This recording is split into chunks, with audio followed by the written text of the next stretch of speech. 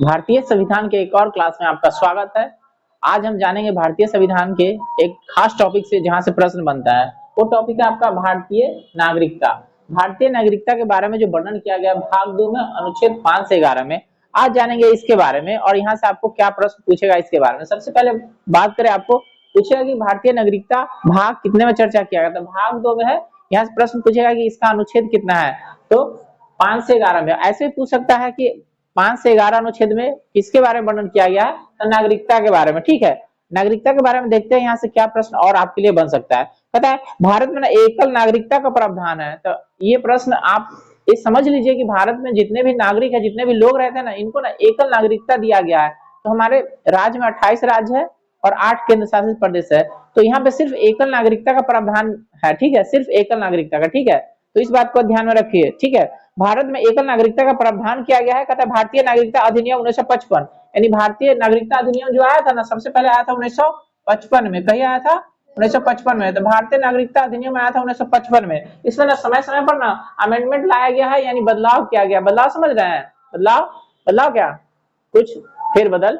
ठीक है, जो समय समय पर किया गया है, समय समय पर किया गया है। तो देखिए हम आपको बताते हैं इसके विषय में कि समय समय पर क्या बदलाव किया गया है। तो आपको पूछेगा भारतीय नागरिकता अधिनियम कहीं आया, तो 1955 में। तो कहता है के अनुसार निम्न किसी भी आधार पर नागरिकता प्राप्त किया जा सकता है, यानी कि भारत के आप नागरिक कैसे हैं, कैसे हो सकते हैं। ठीक है, इसके बारे में इसमें प्रावधान किया गया है। देखिए जन्म के आधार पर, यानी जिसका जन्म भारत में हुआ है वो भारत का नागरिक हुआ ना। तो देखिए कहता है प्रत्येक व्यक्ति जिसका जन्म संविधान लागू होने अर्थात 26 जनवरी 1950 को या उसके पश्चात भारत में हुआ है, यानी जिसका जन्म 26 जनवरी 1950 से पहले या 1900 उसके बाद हुआ है ना, वो भारत के नागरिक है। ठीक है, वह जन्म से भारतीय नागरिक होगा, यानी जन्म से। अपवाद राजनयिकों के बच्चे और विदेशियों के बच्चे, यानी कहने का मतलब हमारा देश के व्यक्ति जो दूसरे देश में रहता है ना, जो राजनयिक है। राजनयिक किसको कहते जानती है, एम्बेसडर, जो दूसरे देश में रहता है। राजदूत, ऐसे से बोलो राजदूत। ठीक है, भारत के कोई व्यक्ति विदेश में रहता है ना, तो भारत का राजदूत हुआ ना, तो उसका परिवार भी वहां रहता है ना, तो उसका बच्चा वहां है लेकिन वो भारत के नागरिक होगा। ठीक है, वही पे यहाँ पे बोला है कि राजनयिकों के बच्चे। ठीक है, और विदेशियों के बच्चे। ठीक है, अब आगे देखिए कहता है वंश परंपरा द्वारा नागरिकता। कहता है भारत के बाहर अन्य देश में 26 जनवरी 1950 के पश्चात जन्म लेने वाले व्यक्ति भारत का नागरिक माना जाएगा यदि उसके जन्म के समय उसके माता पिता से कोई भारत का नागरिक हो, यानी कि कोई व्यक्ति जिसका जन्म ना दूसरा देश में हुआ। ठीक है, और उसके माता पिता अपने देश के जन्मे। ठीक है, तो उसका बच्चा भी ना वो भारतीय हुआ। ठीक है, समझ गए, उसके बच्चा भी भारतीय हुआ। पता माता की नागरिकता के आधार पर विदेश में जन्म लेने वाले को नागरिकता प्रदान करने का प्रावधान नागरिक संशोधन अधिनियम 1992 में किया गया है। कहने का मतलब कोई भारत की बेटी है, ठीक है, और विदेश में गई और वहां पे उसका बाल बच्चा हो गया। ठीक है, तो उसका बच्चा भारत के नागरिक होगा।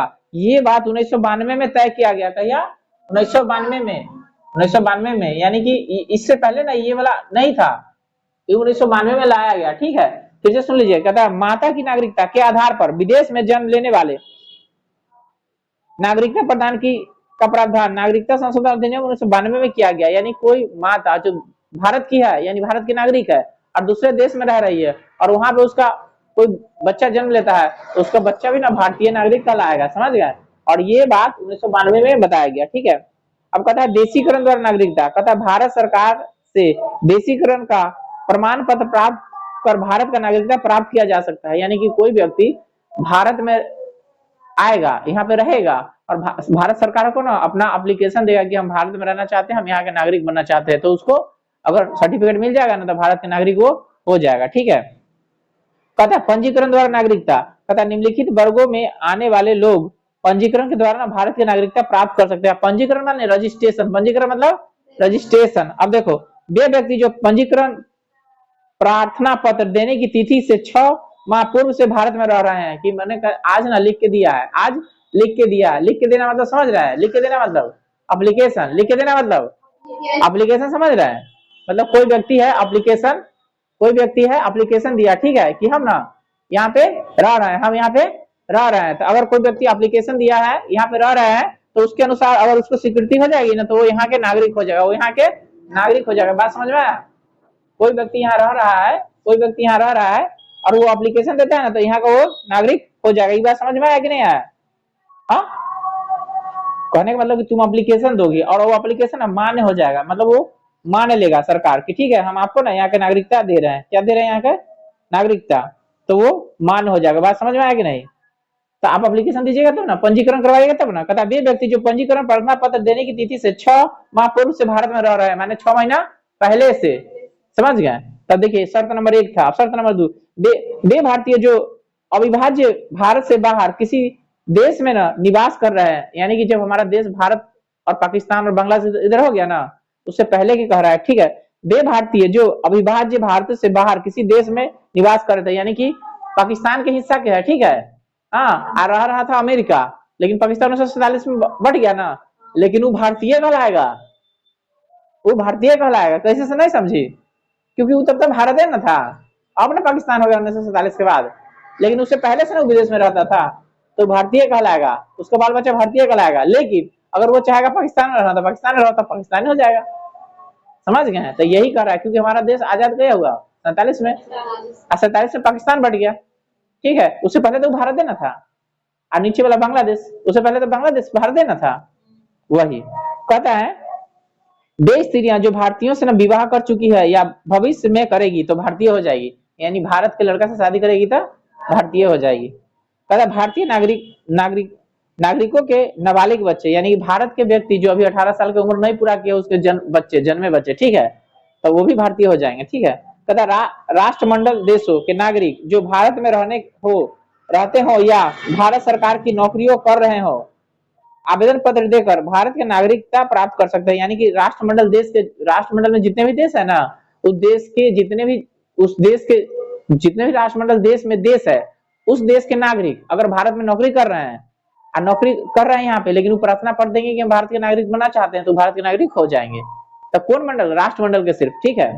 अब कहता है भूमि विस्तार द्वारा। अब भूमि विस्तार द्वारा देखो इसमें क्या होता है। भूमि विस्तार द्वारा कहता है यदि किसी नए भूभाग को भारत में शामिल किया जाता है तो उस क्षेत्र में निवास करने वाले व्यक्ति को स्वतः भारत की नागरिकता प्राप्त हो जाएगी। कहने का क्या मतलब, जैसे कि भारत है तुम्हारा, अब पाकिस्तान का कुछ हिस्सा हम अपना में मिला लेते हैं, ठीक है, तो उतने से आदमी रहता है वो अपने आप नागरिक भारत के हो जाएगा, ठीक है, समझ गए? अब जैसे बांग्लादेश है बगल में, तो भारत में यही सब ना सटल है, थोड़ा सा अफगानिस्तान भी ऊपर सटल है, ठीक है, तो अफगानिस्तान के पार्ट हम अपना भारत में मिला लेंगे तो उतने से आदमी रहता है वो सब भारतीय हो जाएगा, भारतीय नागरिकता उसको मिल जाएगा, समझ गए? तो वही यहाँ पे लिखा हुआ है, ठीक है, कि यदि किसी नए भूभाग को भारत में शामिल किया जाए तो उस क्षेत्र में निवास करने वाले व्यक्ति को ना स्वतः ही भारत की नागरिकता हो जाएगी, ठीक है। अब कहता है भारतीय नागरिकता संशोधन अधिनियम 1986। अब 1986 में क्या बदलाव हुआ उसके बारे में देखिए। कहता है इस अधिनियम के आधार पर भारतीय नागरिक संशोधन अधिनियम 1955 में संशोधन किया गया, यानी 1955 में जो आया था ना, उसको सबसे पहली बार संशोधन किया गया 1986 में। समझ में आ रहा है? 1986 में ना इसमें संशोधन किया जाएगा। संशोधन माने काट छाट, समझ रहे हैं? काट छाट मतलब उसमें बदलाव करेगा। आप क्या बदलाव करेगा देखिए। तथा इस अधिनियम में के आधार पर भारतीय नागरिक संशोधन अधिनियम 1955 को ना निम्न शर्तें दिए गए हैं। कहता है अब भारत में जन्म में केवल उस व्यक्ति को ही नागरिकता प्रदान की जाएगी जिसके माता पिता में से एक भारत के नागरिक हो, यानी कि माता पिता में कोई से एक भारत के आदमी है ना, तो उसका जन्मा बच्चा ना, माने कि मम्मी हो गए अमेरिका के और पापा हो गए भारत के, तो अगर बच्चा पैदा होता है ना भारतीय गलत है, ठीक है, समझ गए? क्योंकि मम्मी के साथ शादी हो गया अमेरिका वाली के, तो भारत के नागरिक हो गई, ऊपर पढ़ाए थे, अब उसका बच्चा भी भारतीय हो गया, तो वही यहाँ पे कह रहा है। तो जो व्यक्ति पंजीकरण के माध्यम से भारतीय नागरिकता प्राप्त करना चाहता है उन्हें अब भारत में कम से कम 5 वर्ष तक निवास करना होगा, यानी 5 साल रहेगा ना, एप्लीकेशन देगा तो भारत की नागरिकता उसको मिल जाएगा। पहले यह अवधि ना 6 माह थी, कितना? हाँ, तथा देशीकरण द्वारा नागरिकता तभी प्रदान किए जाएंगे जबकि संबंधित व्यक्ति कम से कम 10 वर्ष तक भारत में रह चुका हो। अब देशीकरण करना है यानी कि अपने देश के, तो कम से कम 10 वर्ष रहेगा तब। पहले यह अवधि ना 5 वर्ष थी। नागरिकता संशोधन अधिनियम 1986 जम्मू कश्मीर और असम में सहित भारत के सभी राज्यों में ना लागू होगा, यानी जम्मू कश्मीर में भी और असम में भी ये लागू होगा। कहता है भारतीय नागरिकता का अंत, अब अंत कब कर लेगा देख लीजिए। कहता है भारतीय नागरिकता का अंत निम्न प्रकार से किया जा सकता है, मतलब नागरिकता का परित्याग करके, माने कि तुम लिख कर दे दी कि हम भारत के नागरिक नहीं है, हम भारत के नागरिक नहीं है, लिख कर दे दी, अगर उससे एक्सेप्ट कर लिया तो तुम भारत के नागरिक नहीं हो, तुम्हारा गया भारत की नागरिकता, ठीक है। तो कहीं अल्लाह के लिए लेगा तब नहीं तो रीजन मारेगा, हाँ, कहता है किसी अन्य देश के नागरिकता स्वीकार कर लेने पर अगर कोई दूसरा देश के नागरिकता को आगे ग्रहण कर लिया है तो तुमको भारत की नागरिकता अपने चला जाएगा। जैसे कि मान लो कि अगर हम श्रीलंका चल गए हैं और उत्ते की नागरिकता ले लिए तो भारत के खत्म हो गया, ठीक है, समझ गए, भारत के अपने खत्म तो उत्ते के लिए तो यहाँ के खत्म, समझ गए, तो वही कर रहा है। अब कहता है सरकार द्वारा नागरिकता छीन लेना, सरकार अगर तुम ऐसा काम करोगे जो जिसमें ना देशद्रोही का काम होगा, ठीक है, तो सरकार ना तुमसे नागरिकता छीन लेगा कि हम आप इसके यहाँ नहीं रहे, इसको यहाँ नहीं रखेंगे, ठीक है, समझ गया, था नागरिकता भी छीना जाता है, समझ गया था, इलीगल काम करेगा, देश के साथ गद्दारी करेगा तो नागरिकता छीना जाता है, ठीक है।